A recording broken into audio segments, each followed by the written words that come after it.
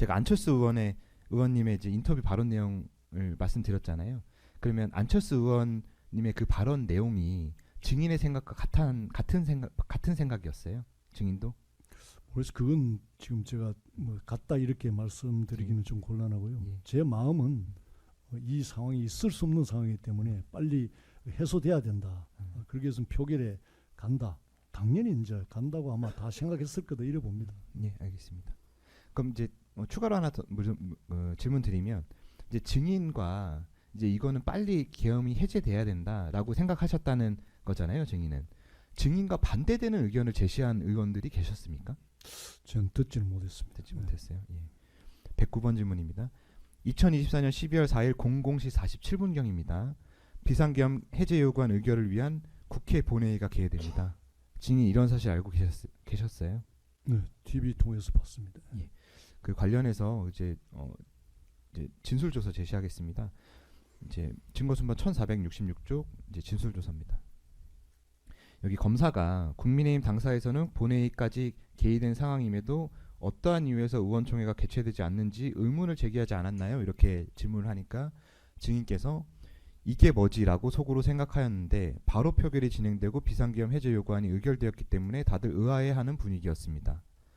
왜 우리가 들어가지도 않았는데 표결을 하지? 우리도 본회의장으로 들어가야 되는데 라는 분위기였습니다.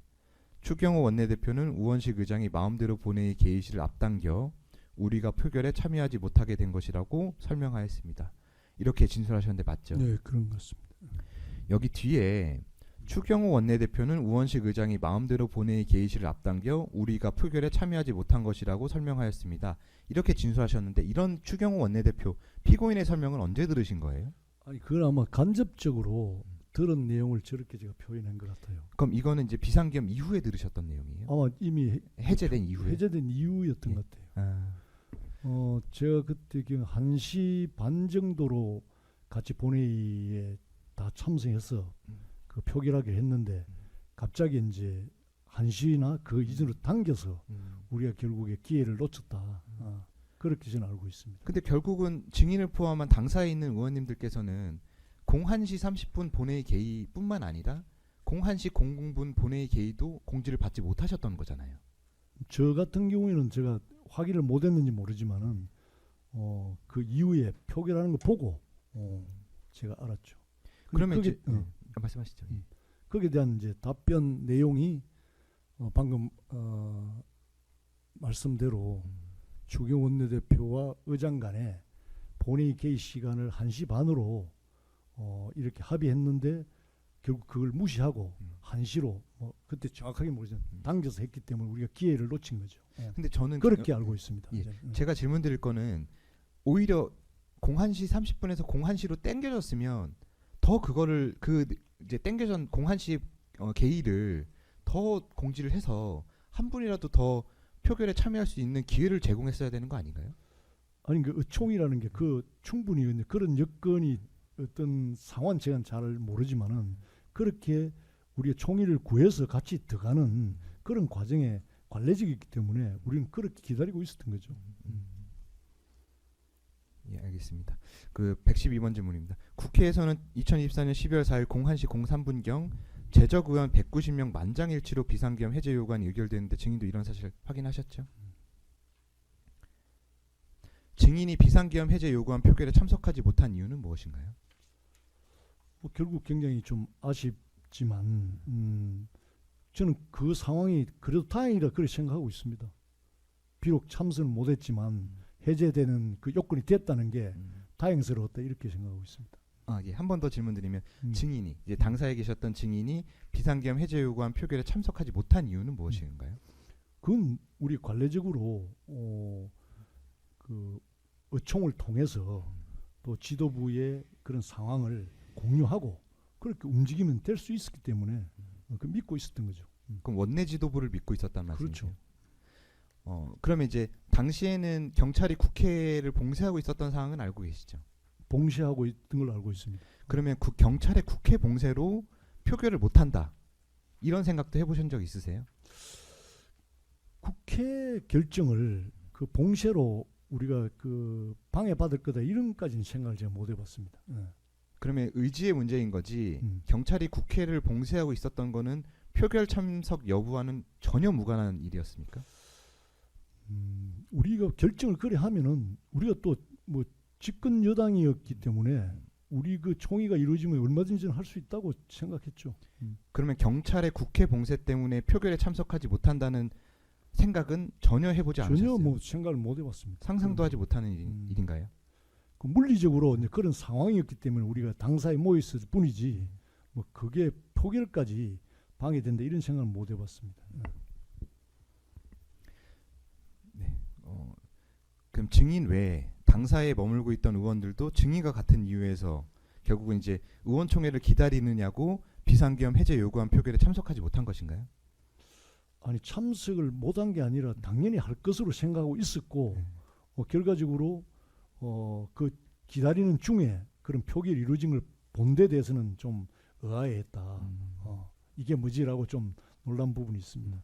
그 반응에 대해서 좀 구체적으로 질문을 드릴 텐데 이제 증인을 포함한 이제 당사에 있는 의원들은 국회에서의 비상계엄 해제 요구한 의결에 대해서 의아해했다 이렇게 말씀하셨는데 뭐 구체적으로 누가 어떤 말을 했는지 다른 반응은 어땠는지 한번 생각나는 대로 말씀해 주시겠어요?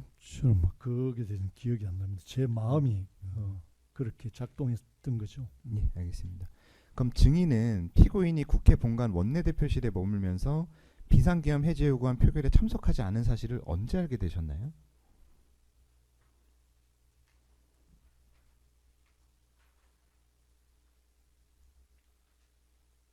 그 이후에 그 약속한 시간을 어기고 우원식 의장 단독으로 했다는 그 말 속에 이미 참여 못 했다는 걸 네. 간접적으로 알은 거죠.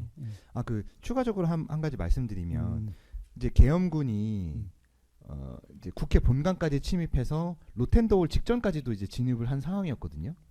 사실 그러면 01시 30분에 있는 개의실을 01시 00분으로 땡긴 거는 약속을 어긴 거라고 보기보다는 이제 상황의 긴박성 때문에 본회의 시간을 땡긴 거라고 보는 게 합리적인 거 아닙니까? 뭐 저도 뭐 그런 합리적이라고 생각합니다. 근데 그 피고인은 그 본회의 개의 시가 30분 땡겨지는 것을 우원식 국회의장님께서 약속을 어긴 거다라고 표현을 했어요. 일단 그 자체는 어긴 그게 맞으니까요. 이래 서로 합의된 내용이 1시 반이라면 1시 반인데 그걸 이제 상황론으로 보면 충분히 이해가 되지만은 그 부분을 우리 전체에 참여할 수 있는 기회를 놓친 데 대해서는 그 약속을 지켰으면은 저는 할 수도 있었다고 보거든요. 그러면 이제 그 30분 이제 땡긴 거에 대해서 이제 뭐 질문 드리는 건데 우원식 국회의장님께서도 이제 피고인에게 30분 땡긴다고 통지를 한 상태지 않습니까? 그러면 결국은 그 통지를 받으면 이제 얼마 안 남았으니까 당사에 있는 의원님들께서 이제 표결에 참석할 수 있을지 여부에 대해서 결론을 낼 수 있게끔 조치를 취했는데 결국은 그 상황에 대해서 공지를 안 했다는 거거든요. 지금 이제 가정 가지고 제가 어떤 이야기를 하기는 좀 그렇고요. 네, 알겠습니다. 예. 그럼 이제 국회 비상계엄 해제 요구한 의결 이후 상황 질문 드립니다. 국회 본회의장에 있던 의원들은 비상계엄 해제 요구한 표결을 마친 이후에도 윤석열 대통령의 계엄 해제를 거부하거나 2차 계엄을 선포할 우려가 있어 본회의장을 나가지 않고 계속 대기했습니다.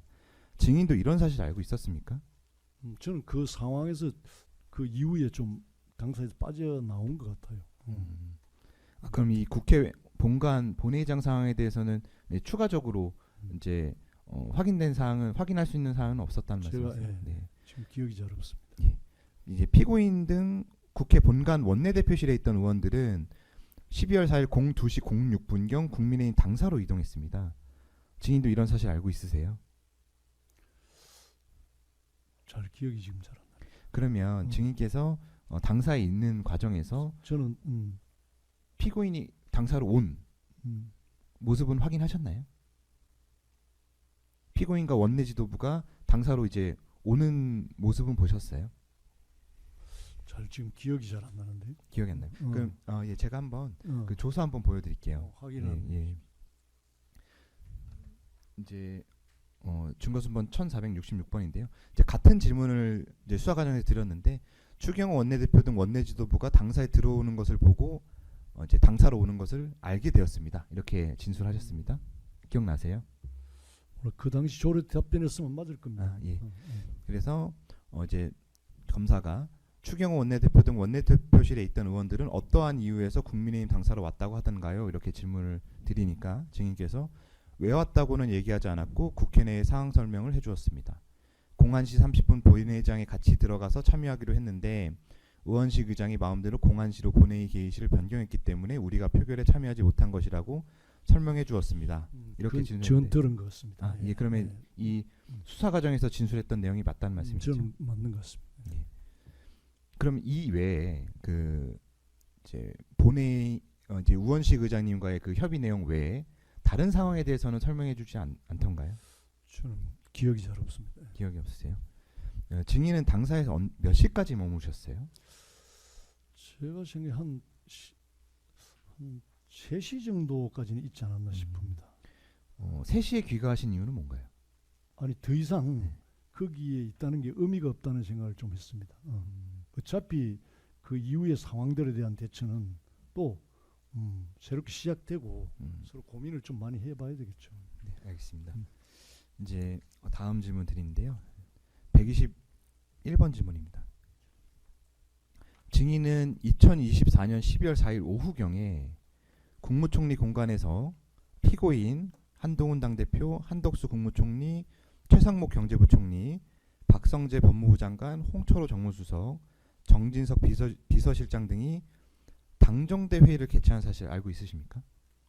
그 당시 뭐 그런 일이 있었던 걸로 알고 있습니다. 네. 그 회의에서 계엄의 정당성과 불가피성에 대한 이론 구성이 필요하다는 논의도 있었고 탄핵을 막아야 한다는 결론과 함께 국민의힘에서는 탄핵 반대를 위한 컨센서스를 정해야 된다는 논의가 있었던 것으로 확인됩니다. 증인도 이러한 당정대 회의 내용에 대해서 알고 계세요? 제가 기억은 잘 못합니다. 그 당정대 회의 내용에 대해서는 기억이 내용에 대해서는 잘 모른다는 말씀이세요? 저 기억은 잘 안 납니다. 네. 이제 당정대 회의가 진행된 직후인 2024년 12월 4일 저녁경에 국민의힘에서는 의원총회를 개최하는데 증인도 알고 계십니까? 모르겠습니다. 그날 제가 의원총회를 참석했는지 그 여부도 잘 모르겠습니다. 한번 이제 확인차 다시 한번 질문드립니다. 이제 피고인은 2024년 12월 4일 저녁경에 진행된 의원총회에서 윤석열 대통령의 비상계엄 선포가 고심하며 쓴 카드이고 공급자가 맛있는 걸 만들어도 고객이 맛있는 건 다른 문제라고 이제 발언한 것으로 확인되는데요.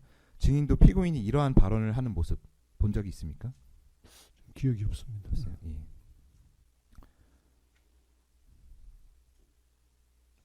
(124번) 생략하고요. 다음 질문합니다. 피고인은 2024년 12월 7일 윤석열 대통령에 대한 탄핵소추안이 투표 불성립으로 부결된 이후 원내대표 측에서 사임을 합니다. 증인도 이런 사실 알고 있으시죠? 네, 사임을 한 걸로 알고 있습니다. 네.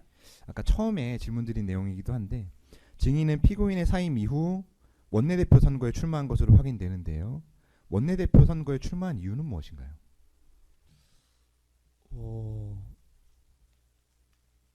지금 뭐 국가적 위기 상황이고 이 없는 분의 이름을 거론해서 죄송합니다만은 당시 권성동 그 원내대표가 그 상당히 초대 분위기 형태가 좀 이루어졌어요. 그래서 그건 아니다. 지금 윤 대통령의 문제로 친윤의 그 맏형격인 권성동 의원이 나가는 것은 국민들에게 설득력이 없다. 그래서 제가 본인에게도 직접 이야기를 했어요. 이거 권수면님 나가는 거는 설득력이 없다. 안 나가는 게 좋겠다. 그래서 그러면 김현이 나갈 거냐 물길에 나갈 사람이 나가지 말라고 일을 하겠느냐 이제 그런 이야기가 떠오르는데 그 당시에는 어떤 형태든 국민들에게 이 상황에 대해서 엄중하게 반성하고 우리가 새로운 길을 가야 된다. 그래서 아무리 아파도 우리가 대통령과 맞잡은 손을 놓고 새롭게 출발해야 된다라는 그런 믿음과 확신이 있었기 때문에 제가 그렇게 발을 내디딘 겁니다. 네, 알겠습니다. 예, 주시면 마치겠습니다.